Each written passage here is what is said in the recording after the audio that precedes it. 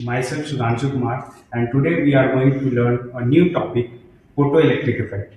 तो हम लोग शुरू करते हैं फोटो इलेक्ट्रिक इफेक्ट।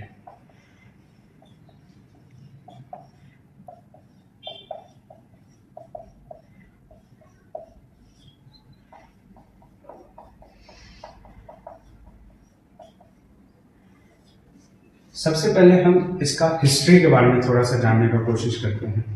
तो इसके बैकग्राउंड में क्या है कि हम लोग सबसे पहले देखते हैं रेडिएशन ऑफ लाइट।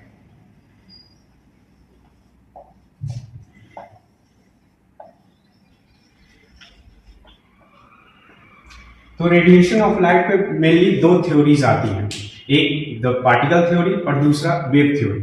तो इसके बारे में जानते हैं। दो थ्योरीज इसके बारे में आती हैं। एक है आपका wave theory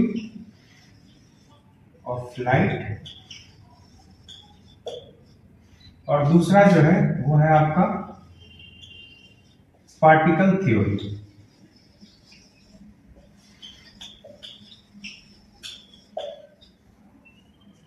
particle theory of light.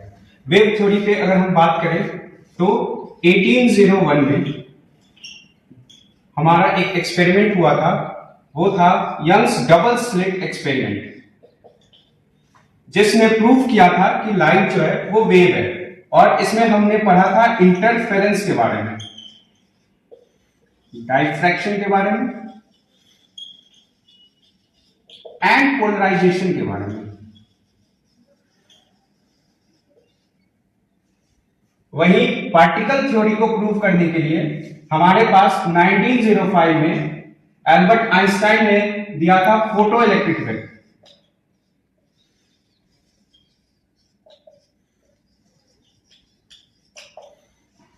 जिनके लिए फर्दर इनको 1926 में नोबेल प्राइज मिला था।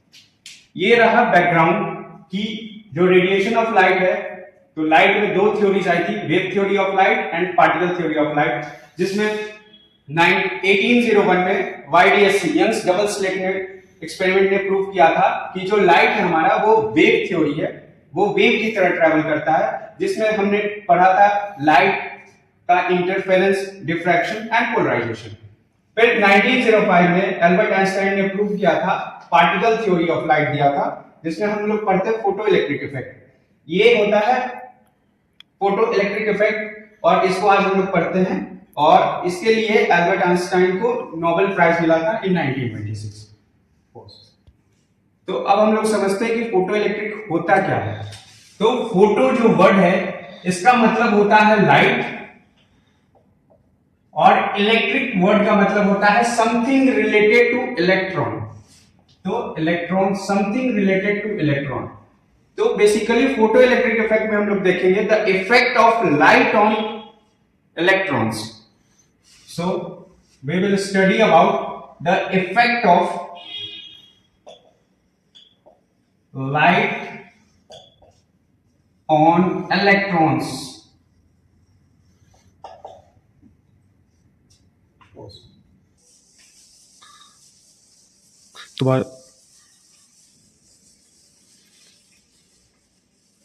सो अब हम लोग देखेंगे फोटो इलेक्ट्रिक इफेक्ट। तो ये जो है एक मेटल सरफेस है, ये एक मेटल सरफेस है जिसमें ये फ्री इलेक्ट्रॉन्स घूम रहे हैं। ये फ्री इलेक्ट्रॉन्स हैं।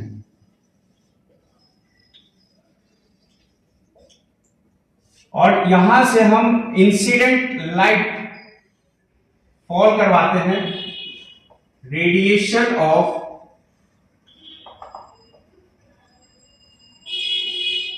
और you can say incident radiation. ये इंसिडेंट रेडिएशन है ऑफ हाई फ्रीक्वेंसी।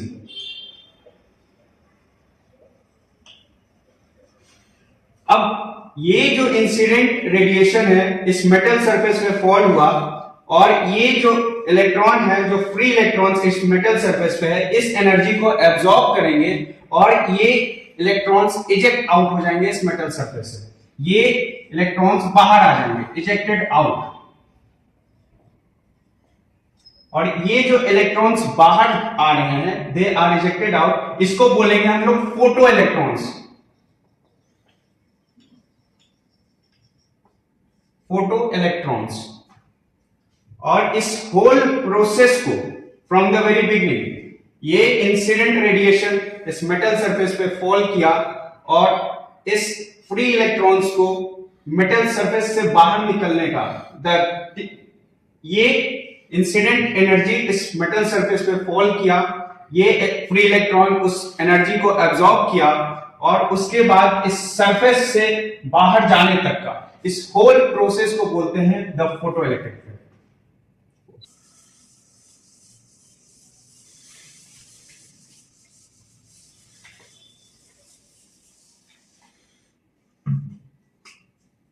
अब हम लोग डिटेल में देखेंगे कि एक्चुअली होता क्या है।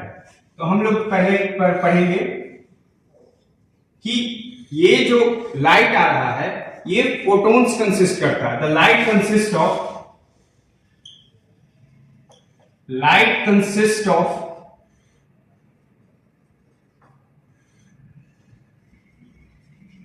फोटोन्स,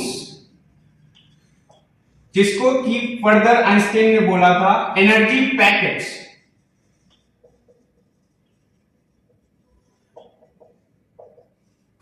जिसको कि क्वांटा भी बोलते हैं।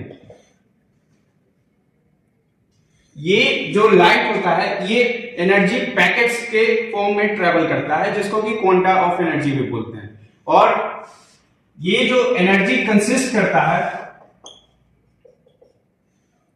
ये जो एनर्जी पैकेट्स होता है that is equal to H nu, where H जो है वो प्लैंक्स कांस्टेंट होता है,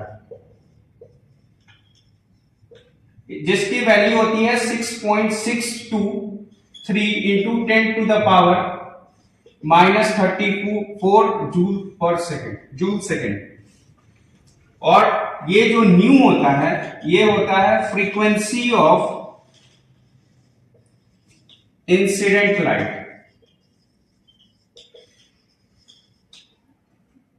फर्दर अगर हम इसको लैम्डा के टर्म्स में लिखना चाहें तो वो होता है hc/लैम्डा, where again this c is speed of light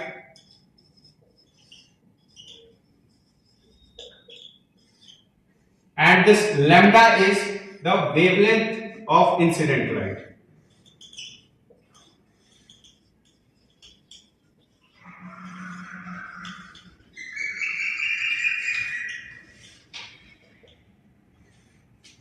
और भी कुछ बातें हैं। ये जो लाइट है, ये जो फोटोन्स है, ये फोटोन्स जो है वो लाइट ऑफ स्पीड के से ट्रेवल करते हैं, जिसका की स्पीड होता है, लिख लेते हैं इसको, photons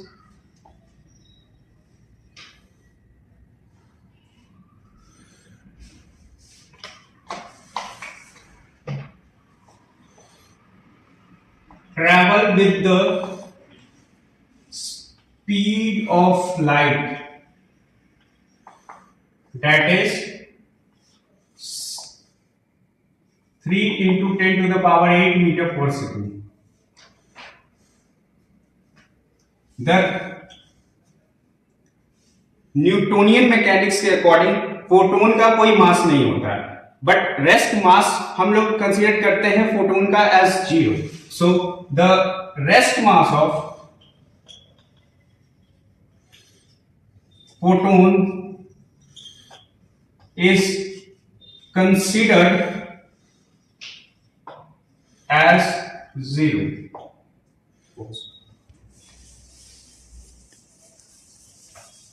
Now we will go deep into photoelectric effect. We will see different wordings. What is work function? So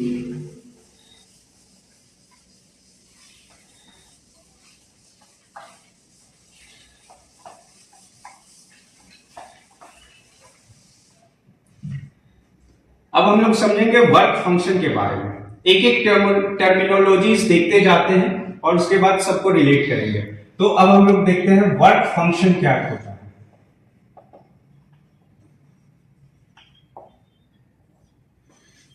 so basically ये एक मेटल सरफेस है जिसमें फ्री इलेक्ट्रॉन्स हैं। ये मेटल सरफेस है,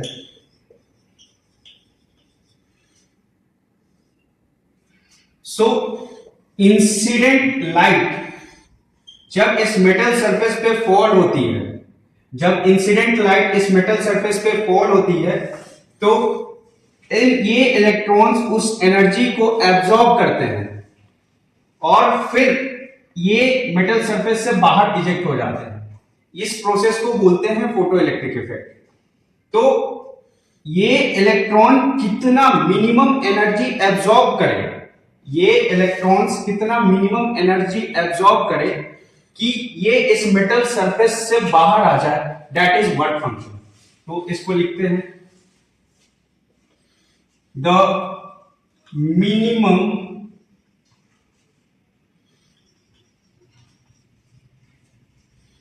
energy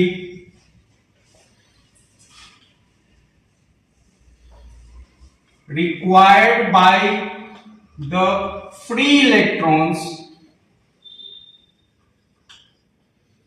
so that it can escape the metal surface is called work function. So the minimum energy required by the free electrons to escape this metal surface is called work function. So photoelectric equation, इसको अच्छे से समझते हैं कि ये है क्या। तो पहले एक डायग्राम बना लेते हैं फोटो इलेक्ट्रिक इफेक्ट का। ये हमारा मेटल सरफेस है जिसमें कि फ्री इलेक्ट्रॉन्स हैं। यहां से इंसिडेंट एनर्जी आई जिसकी एनर्जी ई है बराबर एच न्यू। इस फ्री इलेक्ट्रॉन्स ने इस एनर्जी को एब्जॉर्ब किया और इजेक्ट आउट हुए। तो अब हम लोग समझते हैं कि ये फोटो इलेक्ट्रिक इक्वेशन आया कैसे। सो हम लोग ये मानते हैं कि ये यहां पे एग्जांपल के लिए जो एनर्जी है वो 8 इलेक्ट्रॉन वोल्ट यहां से फॉल हो रहा है। यहां से जो इंसिडेंट एनर्जी है वो 8 इलेक्ट्रॉन वोल्ट है और इस मेटल का कुछ वर्क फंक्शन होगा जो कि हम लोग अज्यूम कर लेते हैं कि ये 2 इलेक्ट्रॉन वोल्ट है। ठीक है, तो अब हम लोग यहां देखते हैं energy five, that is work function, consider some collisions and then kinetic energy.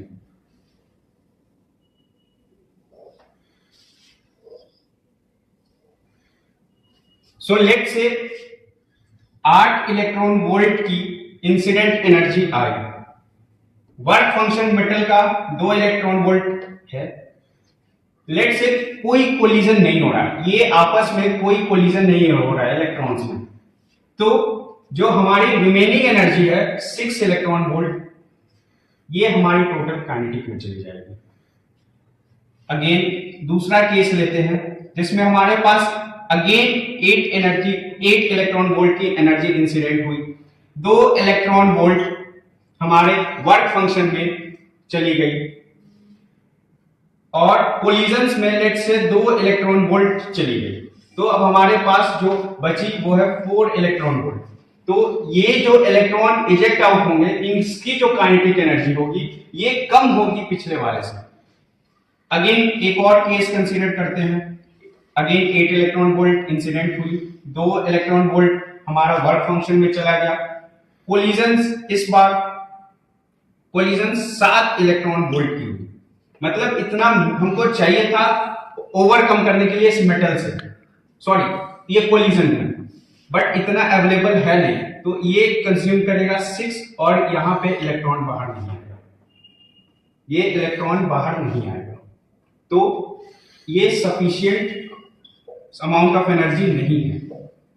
तो यहां पे इलेक्ट्रॉन बाहर आएगा with the maximum kinetic energy, यहां भी इलेक्ट्रॉन बाहर आएगा, बट इसकी जो काइनेटिक एनर्जी होगी वो पिछले वाले से कम होगी और यहां इलेक्ट्रॉन बाहर नहीं आएगा मेटल सरफेस से। तो यहां से हम लोग कंक्लूड करते हैं कि जो फोटो इलेक्ट्रिक इक्वेशन है, ये जो फोटो इलेक्ट्रिक इक्वेशन है, इसको हम लोग लिख सकते हैं के E max, kinetic energy maximum, ये इक्वल होगी टोटल एनर्जी की, ये total incident energy minus work function, ये है हमारा फोटो इलेक्ट्रिक इक्वेशन। इस केस में हमने ये कोलिजन कंसीडर नहीं किया, व्हेन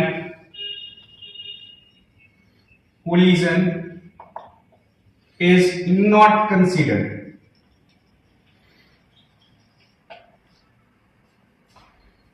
अभी हम लोग इसको और अच्छे से देखते हैं कि हम लोग इस फोटो इलेक्ट्रिक इक्वेशन को in terms of frequency and in terms of wavelength कैसे लिखें। ओके, अब हम लोग देखते हैं थ्रेशोल्ड फ्रीक्वेंसी।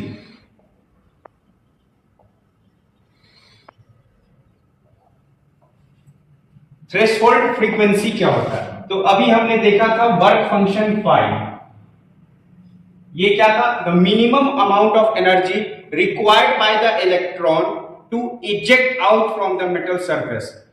तो इसी से रिलेटेड है हमारा थ्रेशोल्ड फ्रीक्वेंसी। देखते हैं अगर हमको इतनी अमाउंट ऑफ एनर्जी देनी है कि हमारा जो मेटल का वर्क फंक्शन है उससे इलेक्ट्रॉन बाहर आ जाए, तो हम लोग जो इंसिडेंट एनर्जी देंगे ये हमेशा ज्यादा होगा फाई से, इंसिडेंट एनर्जी हमेशा ज्यादा होगा वर्क फंक्शन से, तभी हमारा इलेक्ट्रॉन मेटल सरफेस से बाहर आ सकेगा। तो E must be greater than 5 work function. और हम लोग अभी देखे थे कि एनर्जी को h न्यू के फॉर्म में लिख सकते हैं, must be greater than work function. यहां से फाई जो है हमारा ग्रेटर देन म्यू जो है ग्रेटर देन 5/h होना चाहिए, ग्रेटर देन इक्वल। और इसको लेट से हम बोलते हैं न्यू नॉट, जो कि हमारा है थ्रेशोल्ड फ्रीक्वेंसी।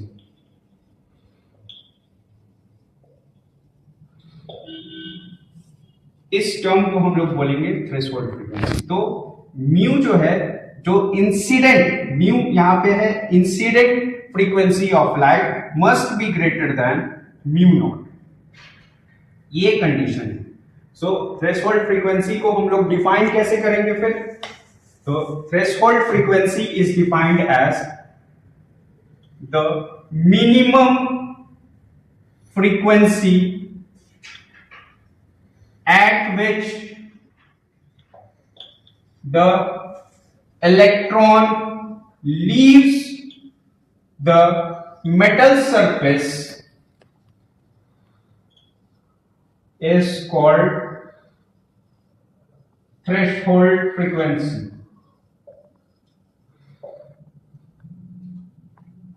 अब इस थ्रेशोल्ड फ्रीक्वेंसी का ग्राफ प्लॉट करते हैं। तो अभी हमने देखा था photoelectric equation, photoelectric equation जो था वो था K E max that was equal to total energy minus 5। इस एनर्जी को हम लोग लिख सकते हैं एच न्यू, और यहां से 5 को हम लोग रिप्लेस करते हैं माइनस एच न्यू नॉट से। ये थ्रेशोल्ड, ये आपका इंसिडेंट फ्रीक्वेंसी है, ये थ्रेशोल्ड फ्रीक्वेंसी है, और h जो है वो प्लैंक्स कांस्टेंट है। तो ke max, तो ये जो इक्वेशन है ये simple straight line y equal to mx minus c का फॉर्मेट बना रहा है। इस फॉर्मेट का जो ग्राफ प्लॉट होता है वो स्ट्रेट लाइन आएगा और ये जो है ये हमारा इंटरसेप्ट फॉर्म करेगा। ये स्लोप सबसे पहले ये के ई मैक्स, ये वाई पे है के ई मैक्स, ये म्यू यहां पे है, ठीक। और ये जो स्लोप है ये है आपका स्लोप, ये h है। ये इंटरसेप्ट जो बना दैट वाज फाई, जो कि है h mu naught. So this is the graph plot of this equation. अब हम लोग देखते हैं थ्रेशोल्ड वेवलेंथ क्या होती है।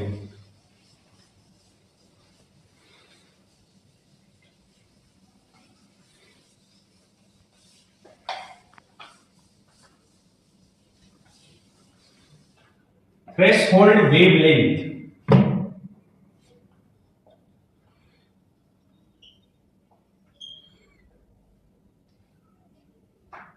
तो थ्रेशोल्ड वेवलेंथ को डिफाइन करते हैं the maximum wavelength at which the photoelectric effect happens.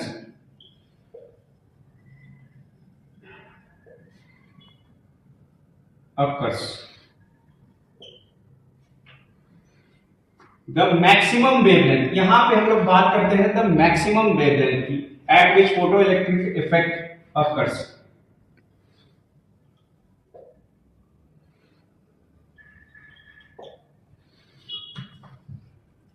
ये जो इस केस में भी जो एनर्जी है वो हमेशा फाई से बड़ी होगी, तभी फोटो इलेक्ट्रिक इफेक्ट होगा। इस एनर्जी को हम लोग लिख सकते हैं h c upon lambda greater than phi. This is the wave work function. यहां से अगर हम लैम्डा निकालने की कोशिश करें तो that will come out to be less than h c upon phi this. और इसी को हम लोग बोल देते हैं लैम्डा नॉट, इसी को हम लोग बोलेंगे लैम्डा नॉट, जो कि है हमारा थ्रेशोल्ड वेवलेंथ।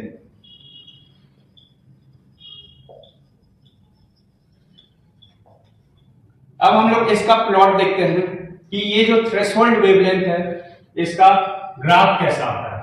तो अगेन हम लोग इक्वेशन लिखेंगे, photoelectric equation, that is K E max equal to total energy minus phi. इस एनर्जी को हम लोग लिखेंगे h c upon lambda minus इस फाई को लिखेंगे इस लेमडा नॉट के टर्म्स में h c upon lambda naught, and this is your K E max. ये जो प्लॉट है ये भी पिछले प्लॉट जैसा सिमिलर है, स्ट्रेट लाइन का फॉर्मेट बना रहा है y equal to m x plus c. तो ये रहा हमारा के ई मैक्स, ये रहा हमारा 1 अपॉन लेमडा। ये ध्यान रखेंगे कि ये 1 अपॉन लेमडा का ग्राफ है, ये है 1 अपॉन लेमडा। और ये हमारा प्लॉट भी स्ट्रेट लाइन आएगा with some y intercept, negative y intercept. और ये जो हमारा इंटरसेप्ट है ये है h c upon lambda naught, that is phi, and this slope comes out to be this h c. देखते हैं फोटो करंट। फोटो करंट क्या होता है?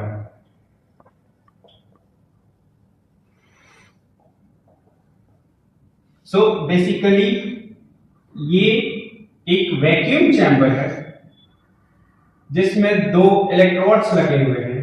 ये बैटरी से कनेक्टेड है, यहां पे ये एक एमीटर है और ये फर्दर इससे कनेक्टेड है। ये है बैटरी विथ रियोस्टेट, ये है एमीटर, ये है कैथोड जो कि मैं C से रिप्रेजेंट कर रहा हूं, ये है एनोड जो कि A से रिप्रेजेंट कर रहा हूं, ये है हमारा मेटल सरफेस जिसको इमिटर भी बोलेंगे अभी, क्योंकि इमिटर इसलिए बोल रहे हैं क्योंकि ये हमारा इलेक्ट्रॉन्स इजेक्ट होगा यहीं से। इसको कलेक्टर प्लेट बोलेंगे क्योंकि इलेक्ट्रॉन्स यहां आकर के कलेक्ट होगा।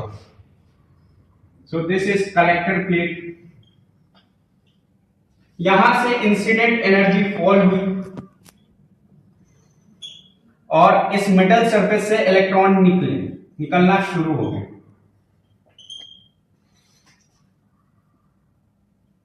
ये इलेक्ट्रॉन्स इस मेटल सरफेस से निकलकर इस एनोड प्लेट तक, कलेक्टर प्लेट तक जाते हैं। ये यहां तक आते हैं और फिर एक करंट यहां से फ्लो होना, ये इलेक्ट्रॉन के फ्लो के कारण इस सर्किट में एक करंट फ्लो होना स्टार्ट हो जाता है, जिसे हम फोटो करंट बोलते हैं। This was the overall brief introduction of photoelectric effect. I hope you guys like this. Thank you.